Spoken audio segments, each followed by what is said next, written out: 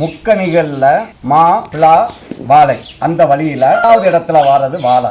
அந்த வாழை நம்ம நேந்திரம் கேரளாவில் இந்த நேந்திரத்தை யாத்தைன்னு சொல்லுவாங்க. கேரளா கன்னியாகுமரியில தான் நேந்திரம் வரும். மற்ற இடங்கள்ல நம்ம தமிழ்நாட்டில் இந்த நேந்திரம் வளராது.